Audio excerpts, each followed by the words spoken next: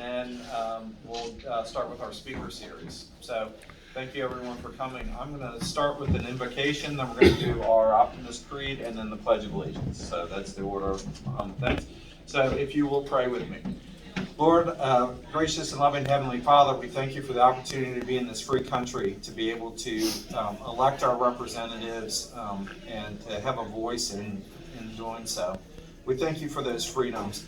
We ask that you enter into the lives of the speakers and that they bring a good message for their campaigns coming forward.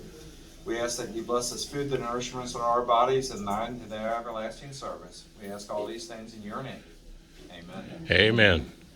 Promise yourself to be so strong that nothing can disturb your peace of mind, to talk health, happiness, and prosperity to every person you meet, to make all your friends feel there's something in them, to look at the sunny side of everything and make your optimism come true, to think only of the best, to work only for the best, to expect only the best, to be just as enthusiastic about the success of others as you are about your own, to forgive the mistakes of the past and press on to greater achievements of the future. Amen. To wear your countenance at all times, to give every living creature in you a smile, to give so much time to the improvement of yourself that you have no time to criticize others, to be too hard to worry, too noble for anger, too strong for fear, too happy to live present in trouble.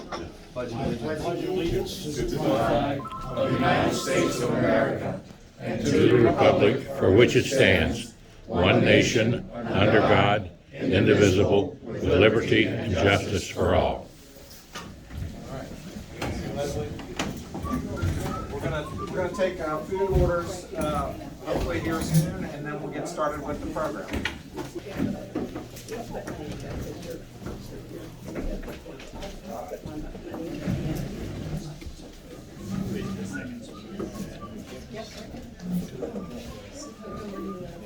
Fort Mitchell. Yeah, where in Fort Mitchell? I have a virus. Is that by Florida Avenue?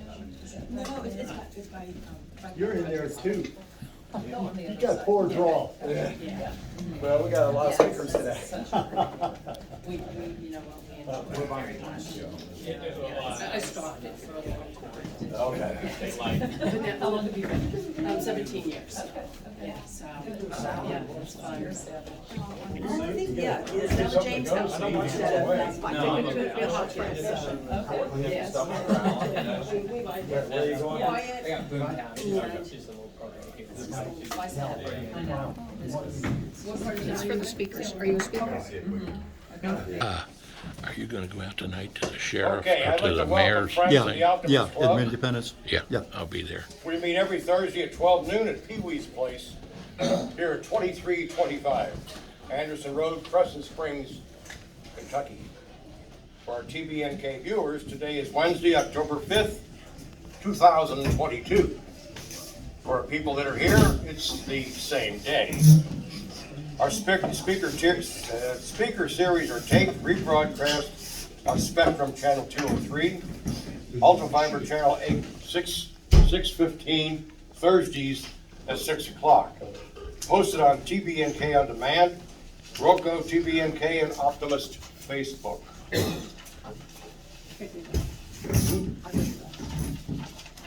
It is now my pleasure to introduce our very esteemed president, known all across northern Kentucky, Janine Bell Smith. Thank you, Denny. Thank you. All right, welcome, President of the Optimist Club. I am Janine Bell Smith, President of the Optimist Club of Covington, and you know that we meet every Wednesday, and all are welcome to join us. 12 o'clock noon at Paley's Place, 2325, where everybody knows who you are, they know your name, and it's a very fun place to come. We are pleased to announce our general election speaker series for Kentucky general election on November the 8th of 2022. Our speaker series is aptly named Meet Your Kentucky Candidates Vying for Your Vote. The House of Representatives is composed of 100 representatives elected from 100 single districts. The Kentucky State Senate is composed of 38 senators elected from 38 single districts. Every 10 years, districts must be reviewed and redivided if necessary and redrawn. And that was known as the redistricting, which occurred in 2022. There are 75 Republican members of the House of Representatives. There are 25 Democrat members in the House of Representatives. There are 30 senators representing the Republican Party, and there are 8 senators representing the Democratic Party. It is my honor today to introduce our speaker, who will be on the ballot for Kentucky House of Representatives on the Kentucky ticket, on the Republican ticket for the 69th District. I have the pleasure to introduce Stephen Doan, attorney at law, vying for your vote on November the 6th. Let us give Steve Doan a huge optimistic welcome.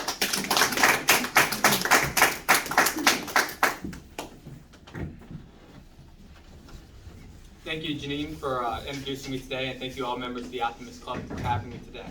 As previously stated, my name is Steve Doan, and I'm running for State House District 69. My district encompasses Erlanger, Ellesmere, Independence, Edgewood, Crestview Hills, and Florence over in Boone County. I grew up in Erlanger, where I still reside with my wife and my young son, Wesley. Growing up, I attended Erlanger Ellesmere School District, and I was active in my local community and church, Erlanger Baptist. When graduating from Lloyd High School in 2005, I attended Northern Kentucky University, where I double majored in economics and business administration. I graduated in 2009 while our economy and markets were reeling from the subprime mortgage crisis. The primary focus of my education in economics was studying that crisis, a crisis created by government manipulating private markets. Leading up to that crisis, our government recklessly pumped money into an economy that had lost all grasp on market fundamentals. When I look at our economy today, I see those exact same things happening. Reckless legislators passing policies that benefit massive money corporations and not the middle class. After graduating from NKU, I attended Salmon P. Chase College of Law. I was a member of the arbitration team, and I received top marks in state constitutional law. Upon graduating from law school, I accepted a position at a prominent law firm in Covington. I began my legal career representing police officers in civil rights cases. After my time in Covington, I accepted a position with Governor Matt Bevin's administration as General Counsel for the Governor's Office of Agricultural Policy. In that role, I oversaw a multi-million-dollar grant fund and an $80 million revolving loan fund. I worked with hundreds of businesses and entrepreneurs all across this state. I understand the demands that government places on small business owners, and I understand the demands our current legal environment places on those owners. When government takes action, it affects people's lives. And that's why it's so important to have leaders who understand how to craft meaningful policies and have experience in doing so. After my time in government, I returned to the private practice of law as a solo practitioner. My firm does general civil litigation, and I primarily work in the areas of real estate and family law. I currently serve on Erlanger City Council, where I fought to lower taxes and repealed unnecessary regulations.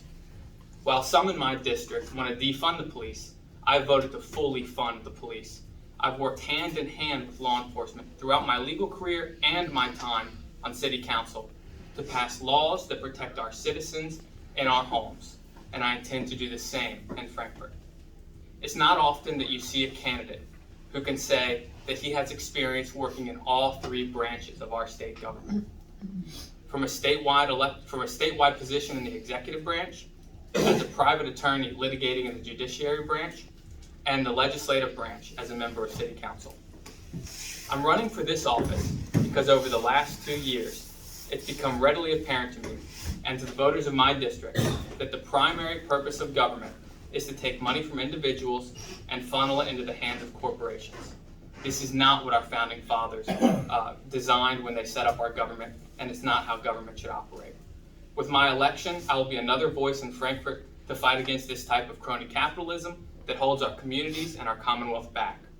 You can rest assured that I will always put the freedoms and liberties of the people over the desires of corporate special interests. We've watched over the last 2 years how the radical left has taken control of our schools, shut down our businesses, pushed to defund the police, and burnt our cities to the ground. Now, one who wants to bring these exact policies to your doorstep is on the ballot in November. In 2020, my opponent gave an interview to the Northern Kentucky Tribune on her plans to host a Defund the Police rally on Dixie Highway. In that interview, she stated, "My goal is to get this area in Northern Kentucky in the swing of the national movement," Brown says with enthusiasm. When she made these statements, Louisville was under siege and boarded up. Kenosha was burning to the ground. An Antifa activist took control of an entire neighborhood in Seattle, changed its name to Chaz, and pushed out law enforcement.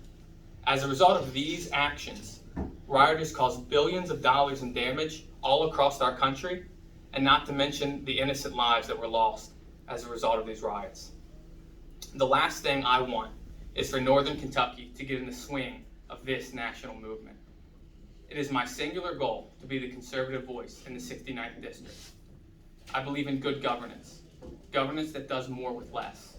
Our government should do three things: infrastructure development, we should fund education, and we should provide for the public protection. Until our government can do these three things, we have no business reaching outside those bounds. A radical contingent continues to wage a culture war on the people of our state, and most of them aren't even elected officials. Our bloated administrative state, propped up by the likes of Andy Beshear and Joe Biden, gobble up all of our state resources. All federal funds come with strings attached to them, and the unelected bureaucrats force their policies on our children, not ours. I give credit to our legislators for what they've done to rein in the excesses of the left, but there is still more to be done. Our school systems fail to properly educate our children and prepare them for the future.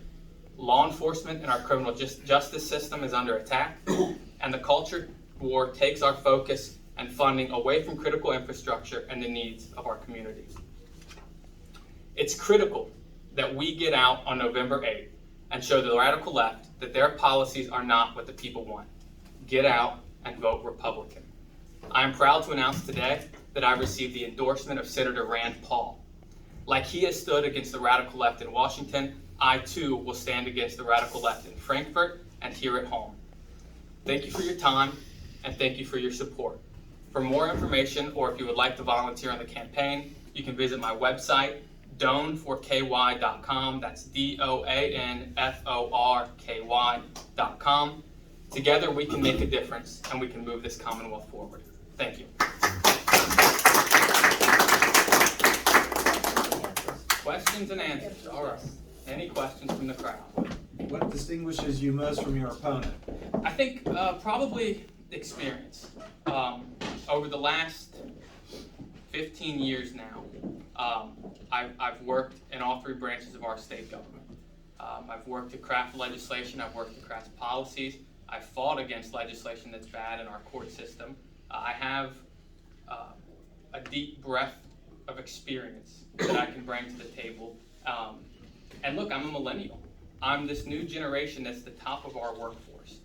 There are more people in our workforce, and I don't think that the views of millennials are represented adequately down in Frankfort or in Washington, and I intend to do exactly that. I have a question. There is an amendment to the Constitution, Amendment 2. Yeah. And it deals with what we call pro-life.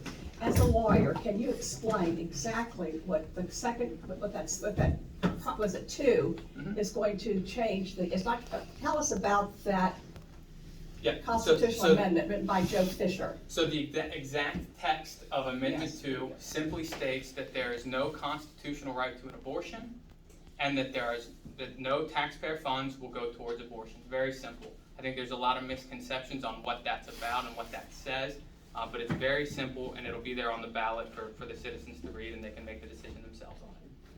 What's your support on that? I'm pro Yes for Life. I think that's a fair piece of legislation to go forward. People are very upset about not knowing how to read the bill. Right, and Yeah, there's all you have to do is tell them vote yes. Yeah. If you are pro-life, you vote. And there's a lot of misinformation, people running scare tactics saying that, Republicans are trying to throw doctors in jail. None of that's true. It's all ridiculous and hearsay. Then I would proudly endorse you. Thank you so much, Sheriff. I appreciate that. You're a constitutionalist and we need more like you. Thank you. Thank you.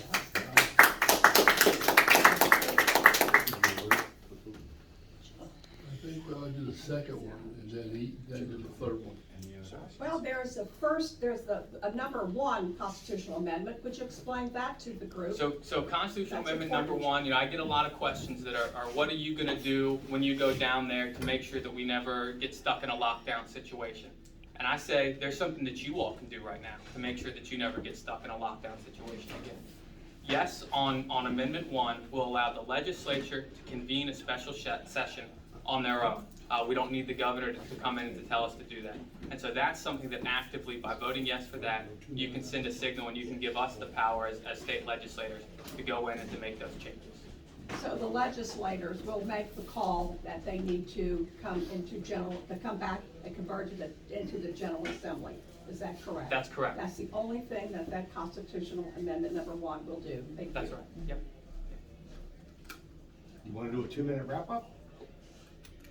I think I've kind of hit it. If anybody else has any questions, I'm happy to answer them.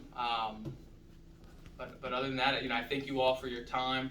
I'm an attorney. I have a small son. He's one of the reasons that I'm running.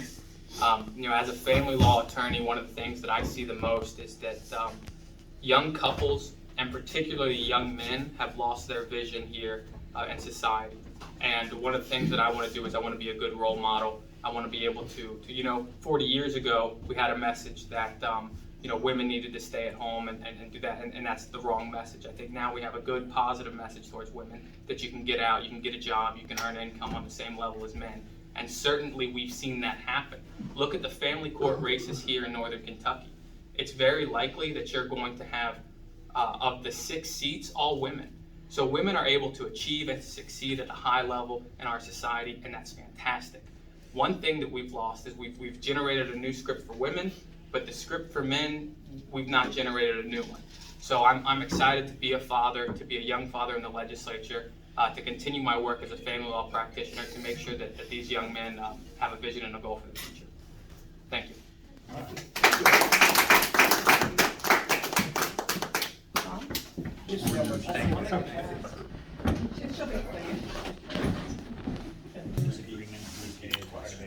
Well, that's the first candidate today for state representative, Steve Doan.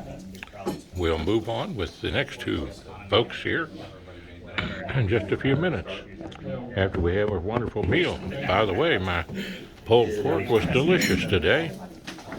Got a good turnout here today. Optimist. All right, welcome back. We're gonna, because we're taking these as individual segments, we're gonna redo all the other stuff.